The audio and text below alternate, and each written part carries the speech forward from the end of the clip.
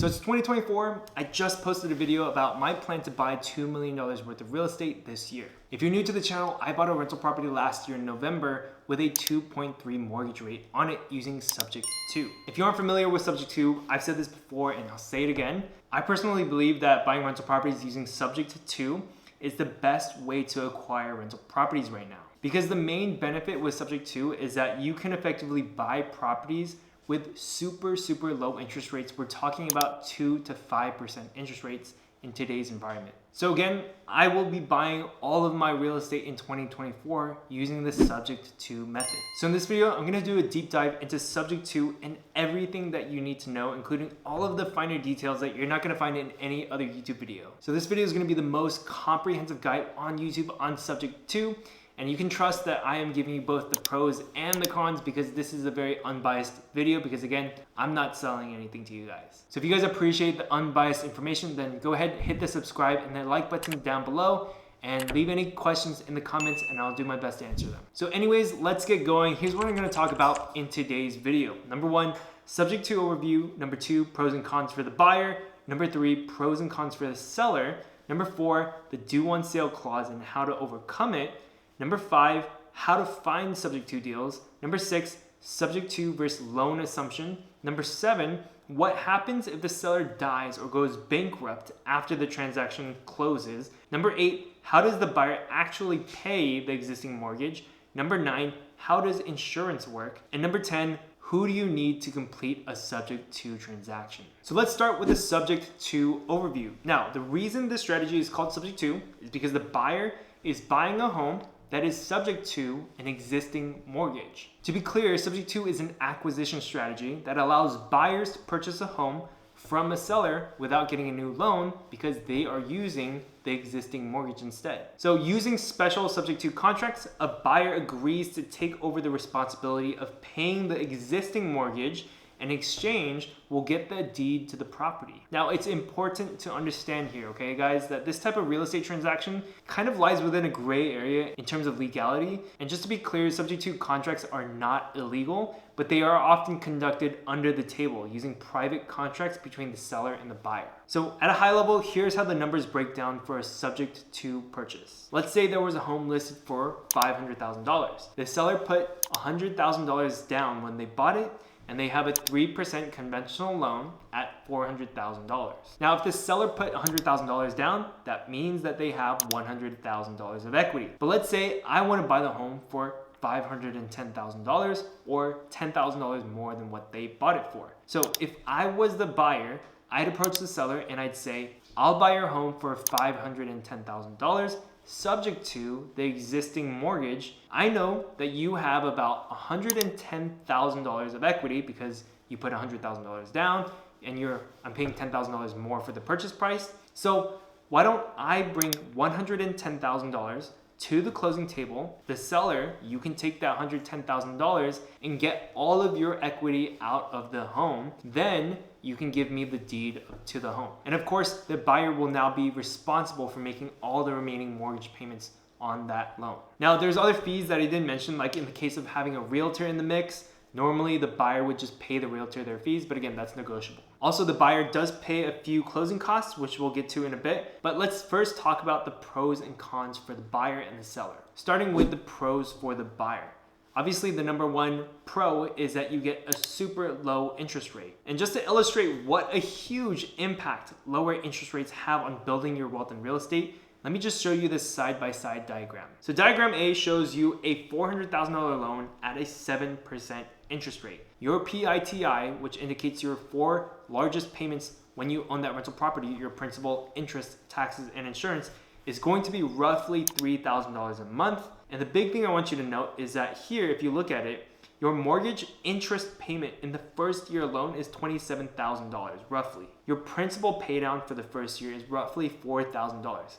Now keep that in mind. Now, one huge number I want you to keep in mind here is your total interest over 30 years. Assuming that you do not refinance this home for the next 30 years and you just make the monthly payments every single month, your total interest that you would pay is $558,035.59. Now let's come over to this side for the same exact loan, that $400,000 loan, but let's do at 2.5% interest rate. Not only is your PITI $2,000, that's a full $1,000 less. Not only that, but your mortgage interest payment is only $9,896, which is roughly $18,000 less than in option A. Also, your principal paydown is $9,000 as opposed to $4,000 in option A. And last but not least, your total interest paid over 30 years, again, assuming that you don't refinance, is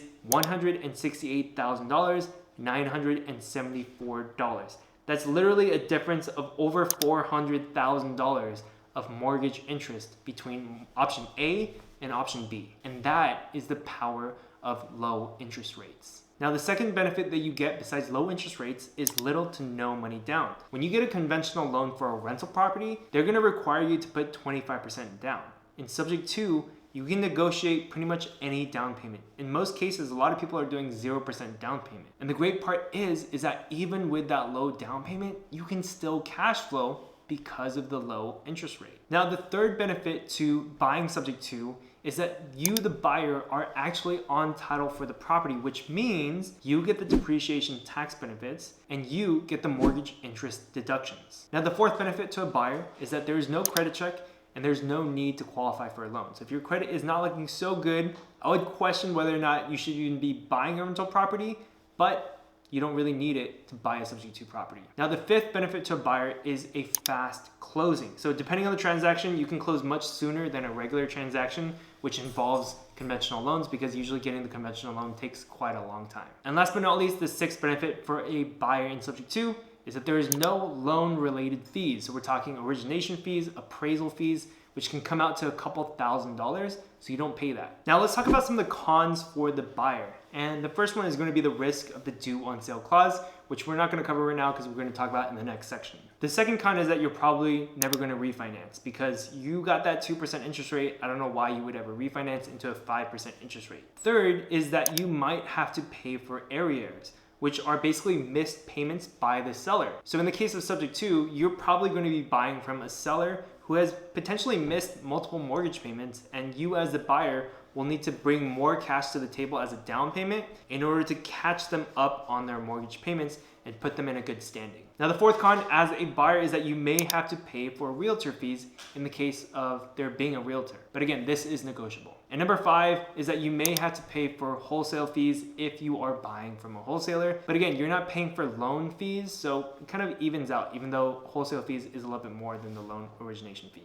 Now let's shift over to the pros and cons for the seller. Let's talk about the pros for the seller first. So number 1 is you could potentially avoid foreclosure or bankruptcy. So in my case, the seller who sold me the property was actually missing mortgage payments and they were on the path to pre-foreclosure. They listed their property on the market thinking, oh, we can just sell the property and then we can get all our equity back and we don't have to foreclose. But then nobody wanted to buy their home. So 60 days later, they were still missing monthly payments and nobody was buying their home. So they didn't really have any other options. So when my wholesaler approached them with a fair offer, they accepted. And because of that offer, they were actually able to avoid foreclosure, which makes this a win-win. So again, the second pro for a seller is that they can get rid of a property quickly because I, as a subject to buyer, can close quickly. So the third benefit for a seller is that they can actually avoid some closing costs. Like I said, sometimes the buyer will actually pay for the realtor fees, which is actually a pretty penny when you're talking about a property with $500,000. Now, the fourth benefit that a seller gets when they sell their home using subject to is that they can potentially get a higher purchase price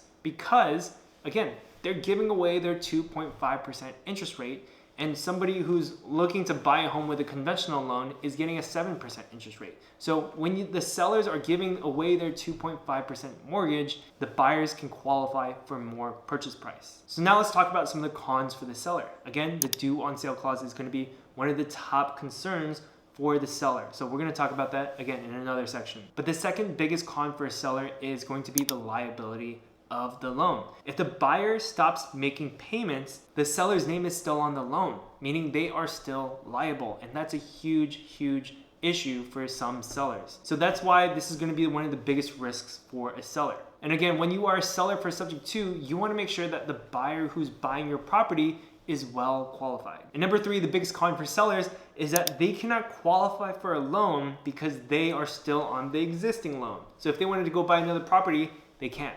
Because why? because their DTI is too high because they already have an existing mortgage. Well, it turns out there's actually something called a DTI declaration form that allows the seller to declare that they are not making the payments on that existing loan. And some lenders will actually take that DTI declaration form and use it as a way to get rid of that debt from their DTI calculations, such that the seller can now qualify for another loan. So now let's talk about the elephant in the room, the due on sale clause. Now, before I say anything, I have to preface this by saying that I am not an attorney, I'm not a CPA, and this is not legal or tax advice at all. I'm just making this content based on my understanding of how this works. But again, please consult with a professional for clarification. Now, the due on sale clause is a mortgage provision that requires the borrower to repay the lender in full if the property is sold. Well, in the case of a subject to transaction, the property is being sold. So the title of the home is being transferred to a new buyer, right? And this is the most common fear amongst sub-2 investors, and with good reason. It is scary, but there are ways to mitigate the risk. The Garn-St. Germain Act describes several exceptions in which the lender may not enforce the due on sale clause. So there are multiple exceptions, but for our purposes, the one that matters the most is this one. The transfer into an inter vivos trust in which the borrower is and remains a beneficiary, and that does not relate to a transfer of rights of occupancy in the property. So basically, as long as the title of the home is transferred into a trust in which the original owner is still the beneficiary for that trust, then technically the due on sale clause cannot be triggered. And this is because sometimes owners will want to transfer their home in their personal name into a living trust so that when they pass away, they can avoid probate court and the assets owned within that living trust can be, dispersed to their beneficiaries very easily. The Garn-St. Germain Act specifically states that it applies to residential 1 to 4 family homes. There is no mention that it has to be owner occupied. Now, enter the land trust. A land trust is a form of revocable living trust which is exempted under the Garn Act. A land trust is like a living trust and it's created by 2 legal documents. So number 1, a trust agreement between the creator and the trustee. And this defines the trust arrangements. And number 2, a deed from the creator of the trust to the trustee. Now, from my understanding, a trust has 3 main entities involved. The grantor is the creator of the trust, the trustee is the person making all of the decisions regarding that trust, and the beneficiary is the entity which benefits from the assets owned within that trust. Now, if you place the property's title into a land trust, you have not violated the due on sale because, like the exemption earlier stated, all that's happening is that the title of the property is being transferred to the trustee of the land trust, which is still the seller. But then later, in the trust agreement, which is a private document that is not filed publicly, the seller will give up their trustee and beneficiary positions to the buyer. And this happens completely privately, and this transfer of beneficiary interest is not disclosed to the lender. So to give you a step-by-step example, here's how I used a land trust when I bought my rental property via subject to last November. Step 1, the seller signs a trust agreement as the grantor, the initial trustee, and the initial beneficiary. Step 2 is that the seller transfers the title to the trustee. There's no violation in this case because, again, transferring from their name into a land trust, which they are the main trustee. Step 3 is the seller privately assigns his or her interest under the trust to the buyer. This assignment is not recorded in any public record. So the seller then moves out of the home. Step 4 is that I, the buyer, am now the beneficiary and the trustee of the trust. The trustee, which is me, will now make the payments to the lender. Again, I am not an attorney. This information was obtained by doing research online, reading through blog posts by certain attorneys. I even found some articles that were slightly different in explanations. So again, please do your own due diligence. I just wanted to give you enough information about land trusts and why it's important when you do subject to transactions. So I personally recommend working with Up-Level Entrepreneur. He has a great Facebook group where you can ask more questions, but it is a paid service. He is an attorney and a CPA, and I'm not affiliated with him at all, although I did pay to be in his face group and I found it to be really useful for me. Also, if you're watching this video and you're like, holy shit, this is super helpful, you've never heard anything like this on any other YouTube channel, then consider subscribing, hitting that like button, and leaving any comments in the comment section below. So now let's move on to how to find subject to deals. Well, there's really 2 ways. The first way is you buy from a wholesaler, someone who finds deals. Or number two, you find the deal yourself. So personally, I just work with wholesalers and I pay the standard $10,000 finder's fee. Remember, I don't have to pay any appraisal or origination fees because I'm not getting a new loan.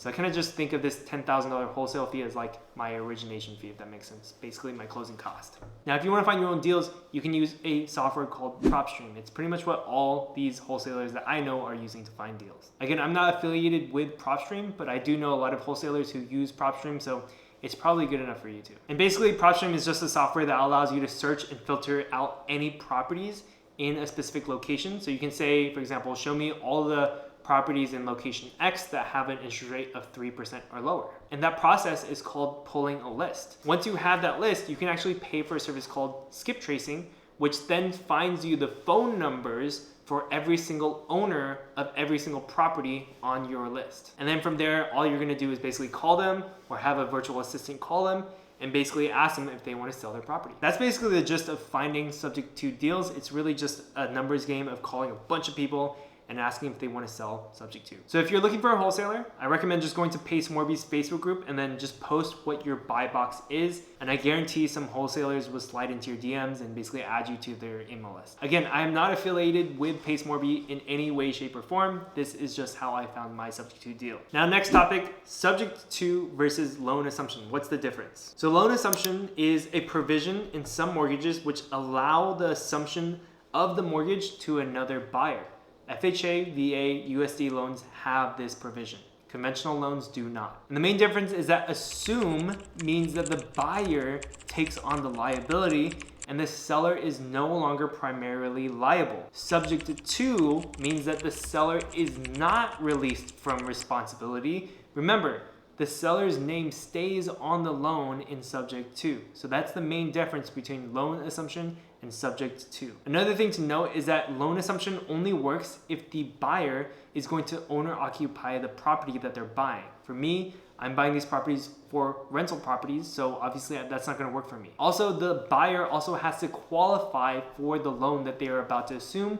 Again, subject to, you don't need to qualify for any loans. Now let's move on to the next question, which is what happens if the seller dies or goes bankrupt after the transaction closes? Again, I'm not an attorney, so please do your own due diligence here. But based on my research, lenders won't know that they passed away, so you should be able to continue to make payments to the lender. As for the title of the property, the buyer will still have title and therefore ownership of the property, so you can still sell or refinance at any time you want. As for the bankruptcy issue, the debtor, or which in this case is the seller, must list all their assets and debts. Well, since the seller's name is on the loan, then the loan must be included in the bankruptcy as a debt. But as the buyer, you just want to make sure that you have the paperwork to prove that the property is owned by you, since the title is under your name. Then the property should not be included when the seller goes bankrupt as an asset, because again, it's not their asset anymore, it's yours. Also, with regards to the home equity in the property, again, that should be all your equity because remember, you paid off the seller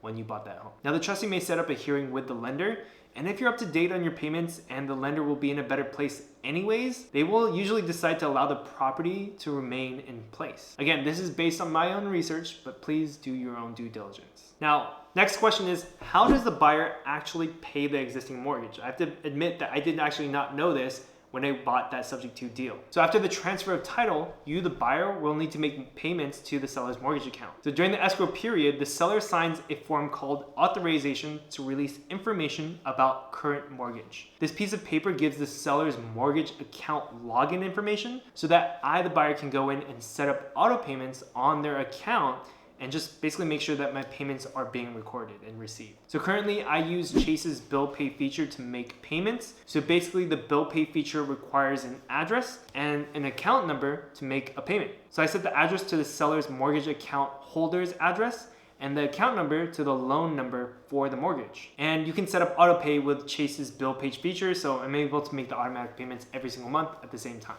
Also for my deal, there was a seller financing component, so I actually used Zelle Again, monthly automatic payments that are just sent directly to the seller's account. Now, the next question, and a big question I get a lot, is how does the insurance work? And this is actually something that I had to learn about after I closed on the property as well, because I didn't do my own due diligence. So that's why this video is for you guys. But basically, I learned that I get a limited power of attorney from the seller during escrow. This allows me to swap out the existing insurance on that property. Now, you have to be really careful here because the seller had a homeowner's insurance policy on the home prior to selling.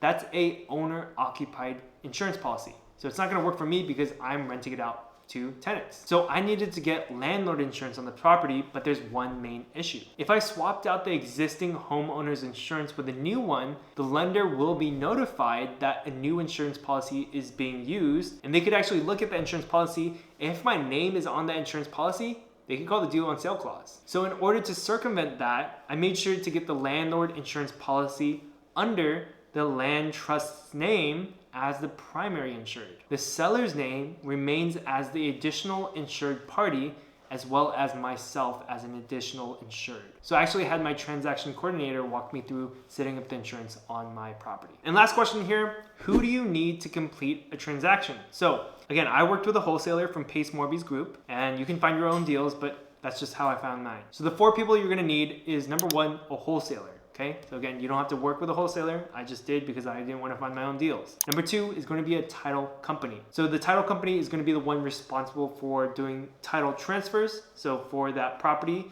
on the county tax records, you're going to want to make sure that your property is recorded. Now, the third person you're going to want on your team is a transaction coordinator, one who specifically works with subject to transactions. So they're gonna set up all of the documentation and get all the paperwork done for you, and hopefully they'll explain some of it to you during the escrow period as well. They're gonna have you do the power of attorney documents.